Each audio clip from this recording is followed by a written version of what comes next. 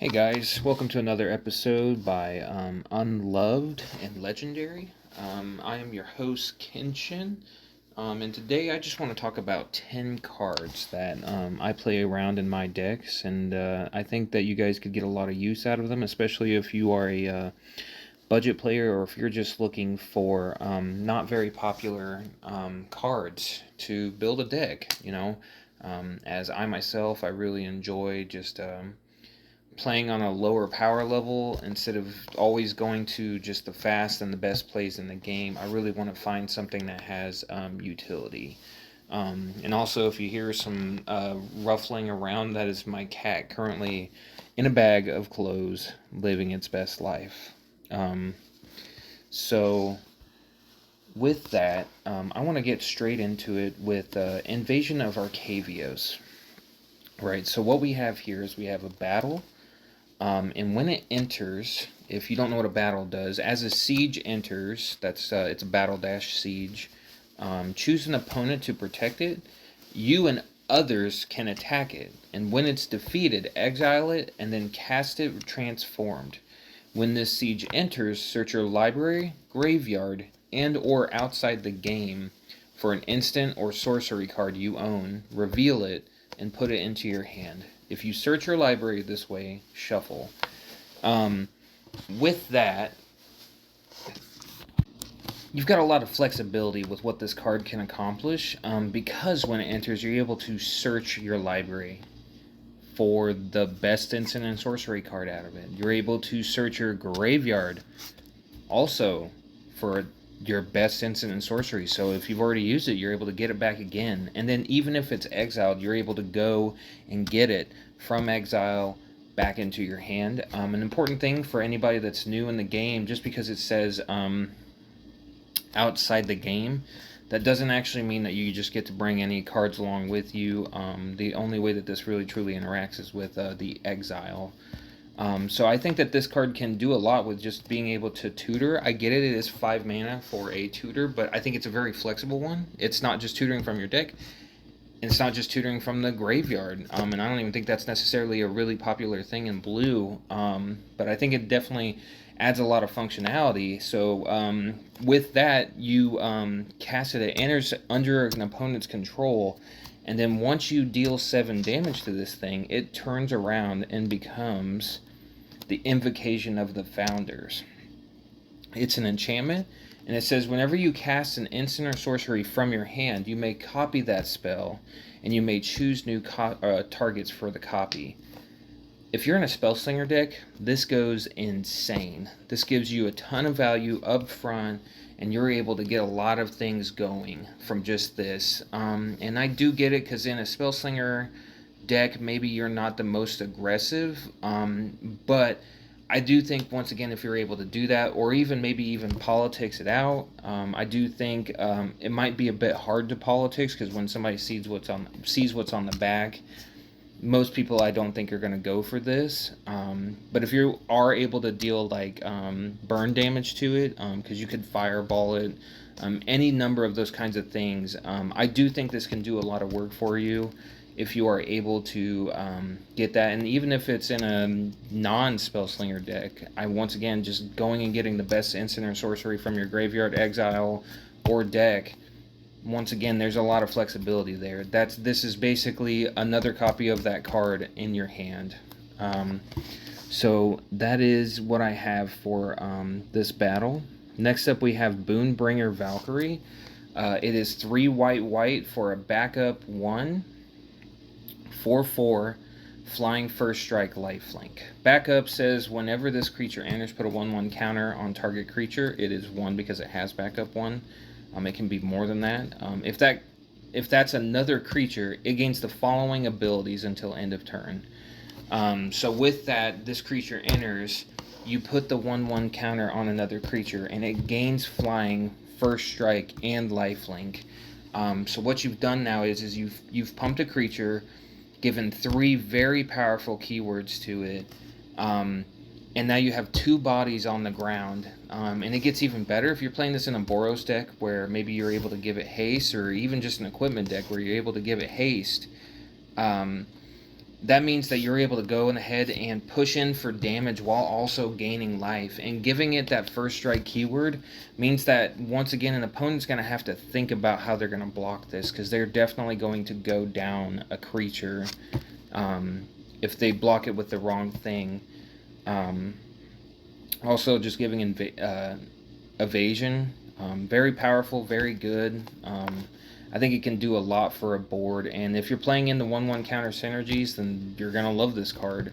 You know, if you're already playing a bunch of the counter doublings, additional 1/1 counters, Lae'zel, any of those number of things, this is gonna definitely, you're not gonna regret playing this card in your deck, as it is pumping something, giving keywords, and giving you a decent body.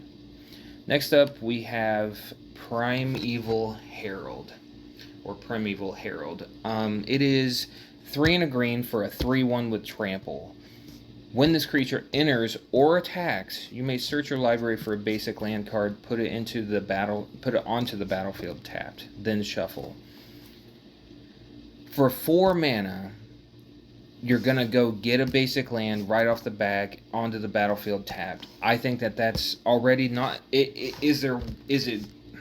Does it beat something like Skyshroud Claim? I don't think so, or even an Explosive Vegetation. Those are 2 cards that I think Skyshroud Claim says whenever you cast a spell, you may search your library for 2 forest cards, put them onto the battlefield. And Explosive Vegetation says search your library for up to 2 basic lands, put them on the battlefield tapped. This is only going to go and get you 1, but what this does give you is 4 mana repetitive, get a basic land, sort of an Animus basically, on a creature. And not only that, but it is a 3/1, so they could just chump block this with a 1/1, but if you're able to play into, like, buffing it with 1/1 counters, equipment, or even just anthems, just to get that toughness up, this becomes a bigger threat than what most people think. And then also just having that trample keyword can do a lot of work for you over a game if you're able to grow it in power. And it just grows your land base in that whole exchange. And then also, just wanting to point out that if you're in a blink strategy as well, you can just take advantage of that ETB of just entering over and over again and just getting a basic land. So I think it's a great card. Give it a shot. Next up, we have Rampant Froggantua. This is from the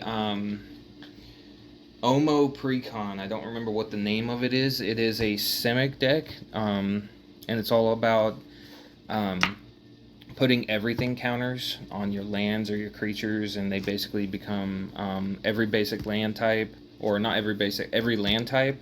And if you put it on a creature, they become all creature types. But Rampant Froggantua says for 2 and a green, you get a 3/3 frog with trample. And Rampant Froggantua gets +10/+10 for each player who has lost the game. And whenever Rampant Froggantua deals combat damage to a player, you may mill that many cards, put any number of land cards from among them onto the battlefield tap. This card is insane. It is a 3 mana, 3/3 with trample. That's already a decent stat line for 3 mana. It's right on par. Being able to deal combat damage to a player and then mill that many cards and get lands from it, and it doesn't say basics, it doesn't say non-basics, it's just lands. So this gets any land that you've milled, and if you're playing into a graveyard strategy already, this just makes it even better. Cool, I'm going to put lands onto the battlefield, as well as just dumping them into my graveyard. So just a lot of value there in that. And then you just got to start thinking about it, even late game. If a person has died and you've drawn this card, this is going to give you a 13/13 off of one person dying. 2 people dying, you've got a 23/23. And on top of that, don't forget that it's still, like, if it's late game and you're ready for it to, it's coming to a close. I mean, if a 23/23 doesn't win you, you can just mill your deck away, get all those lands, and then have a very explosive next turn. So once again, I think that there is a lot of power and utility within this creature. It's a body. It's got a decent keyword on it, and it grows as people lose or just any of that. And then don't forget, guys, if you're playing in a 5-pod, a 6-pod, this card gets crazier. In a 6-pod, if you're down to 1v1, you're talking plus 50, plus 50 for each, or plus 40, plus 40 for each player that's lost. That's a 43-43. That is nuts. And you're not going to see that on any other card out there. Next up, we have Sawhorn Nemesis. This is from the Disa the Relentless precon with Tarmogoyfs. I believe that's... Yeah, I'm pretty sure that's what this is from. As Sawhorn...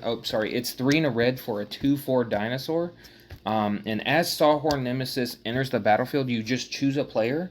And if a source would deal damage to the chosen player or a permanent they control, it deals double that damage instead. I do get it in red. Are there better effects out there that are going to deal double damage to all players? Absolutely. And is there better effects out there that even do tripling effects? Absolutely. But this is a 4 mana, 2/4 body. And if you're playing in a dinosaur tribal deck, I think this is already a great card. You just go out, you put it on the player that you hate the most, and all your stuff is going to deal double damage. And with dinosaurs specifically, I mean, some of those things get nuts. In like a Gishath deck, Zakama, I think, is another one. Galta. I don't think there's a Galta. Yeah, there's not a Galta in red, though. But, I mean, there's it's just a multitude of things. But what this card does, it goes out, it gives you a body, you can reanimate it, and then it does just kind of choose that one player that you are able to dwindle down with damage. And then don't forget as well that this isn't just good in those decks. If you're playing something like a Soul Fiend deck, where you're doubling up non-combat damage, this is going to, what is that now? That's going to quadruple all that damage that is dealt to one specific player. So that gets even better. And then this also doubles up all of your just damage periods. So while your non-combat damage is going to be quadrupled, this is just going to give you double damage all around on the strongest player. So, yeah, I think it's a great card. Give it a shot, and it's only 49 cents at the end of the day. So yeah, I think it can do a lot of work for you if you're just looking for a budget, powerful card. Next up, I actually think I've got a cycle of 2 of these. It's going to be Laser Screwdriver. This is from the Doctor Who precons. It's going to be a 3 mana rock that taps for 1 mana of any color. And already right off the back, I know a lot of people, there's a lot of videos out there that say 3 mana rocks aren't exactly the best. When you can play 2 mana rocks that tap immediately for 1 mana, and I agree with you. Is it necessarily as powerful as those things? No. But for me, what it gives you, these 2 specifically that we're going to talk about, but focusing on Laser Screwdriver, it's going to give you utility. Later game, when you don't need to tap for 1 mana, you can pay 1 mana, tap it, tap target artifact. That's not bad. 2 mana, tap it, surveil 1. Hey, gives you a little bit of card selection, and if you're throwing stuff in the graveyard already, that's even better. That could be basically drawing a card. And then pay 3 mana, tap it, goad target creature.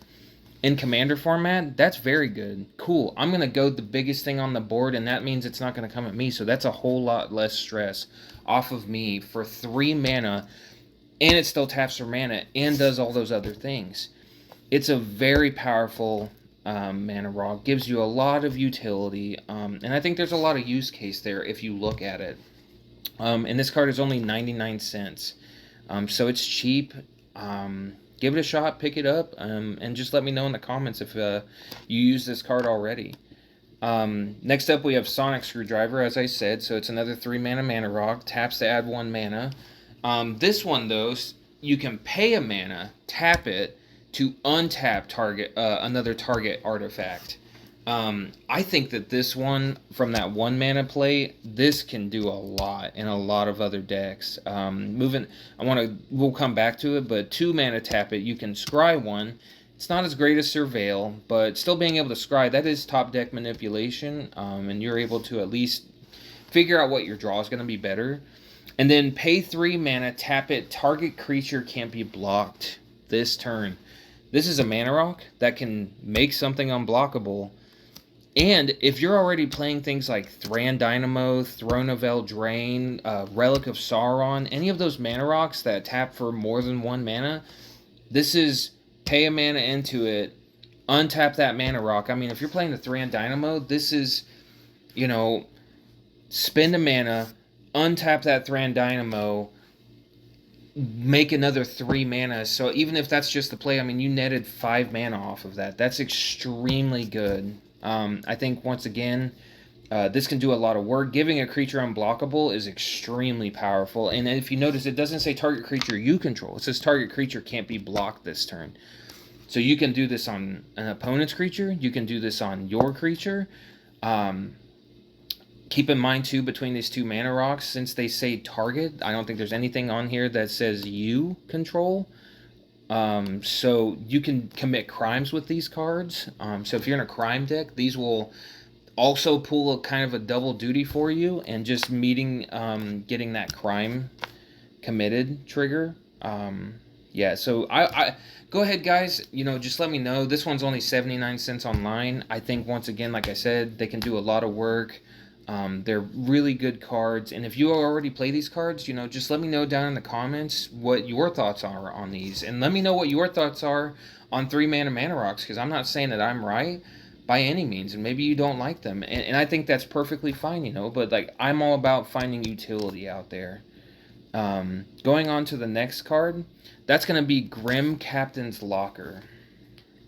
That is 3 and a black for a legendary artifact that has Surveil 1, tap Surveil 1, and then the second ability is you can tap it, and until end of turn, each creature card in your graveyard gains escape. Pay 3 and a black, exile 4 other cards from your graveyard. On the surface, you see this and you're like, hey, paying 4 mana for tap Surveil 1, that's not the best card. And I would agree, if you're putting it in your deck for Surveil 1, it's probably not going to be the best card in your deck.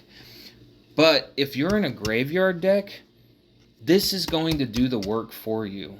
Filling up your graveyard, and it's giving you that extra Surveil 1. But what it's also going to give you is a lot of extra utility, and just trying to accomplish your end goal. And if your commander gets blown up, guys, don't forget that this is tap it, cast your commander from the graveyard without paying commander tax. And the only downside is you have to exile cards from your graveyard. Now, if you're in a graveyard deck, that can be hurtful. But once again, even just playing this in a deck where this is your backup game plan for getting all of your other things out of your graveyard. Once again, is this the most all-around powerful card for every single deck? Not necessarily, but I do think if you're able to churn through your deck, even just casting your commander once from the graveyard with this is insane. People aren't going to see that coming. And this is a card that people overlook because they see it and they're like, well, that's not that crazy. Until they realize, like, hey, if you are in that deck, or you've gone through a lot of your deck and you have a huge graveyard, this is just, hey, I'm going to cast, I have a whole nother hand in my graveyard, basically. It's going to do a lot of good work. If you use this card, let me know down in the comments, and it's going for about 49 cents right now. Next up, we have the Asir Escape Valhalla. It is going to be 2 and a green for an enchantment saga. The first chapter says, exile a permanent card from your graveyard. You gain life equal to its mana value. Chapter 2 says, put a number of 1/1 counters on target creature you control equal to the mana value of the exiled card. And then Chapter 3 is return the Asir Escape Valhalla and the exiled card to their owner's hand.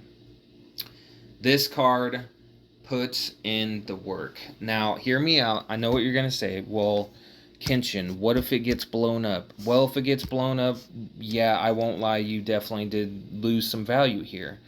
But I don't think that that's necessarily all a bad thing.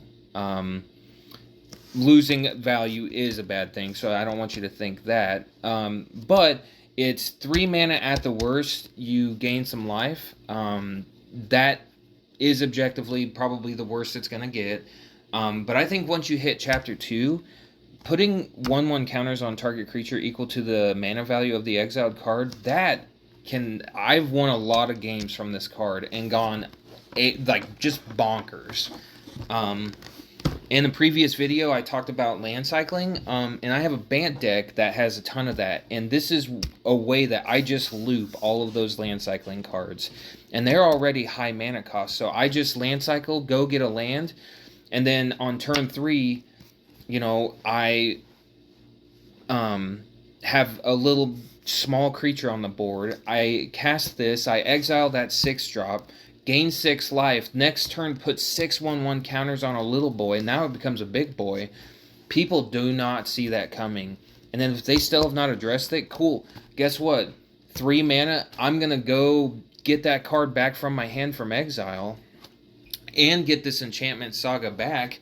And then guess what? My game plan is I'm going to cycle away that, go get another land, and then I'm just going to literally cast this card again, targeting my own islands or, you know, land cycling card, exiling it, and starting that whole process over. And then even late game, you know, hey, cool, I'm going to go get back something impactful from my graveyard, and hopefully get it back to my hand. And if you're playing with proliferate strategies where you're able to speedrun this, remember, guys, it's going to always go back to your hand. This is a card that you're going to be able to repeatedly play over and over again. And there is not a downside. If you're able to abuse this, remember, you're gaining life. You're putting 1/1 counters on creature. It's giving you a ton of value, and you're not going down this card. That's the thing. Most Enchantment Sagas, you're losing them. This one, you're not. You're gaining it back every single time and being able to recast it repeatedly. Very powerful. Let me know down in the comments if you use it, and it's going for about 59 cents right now. Next up, I think this is the last card on my list. A bit on the pricier side. When I picked them up, they were definitely a lot cheaper.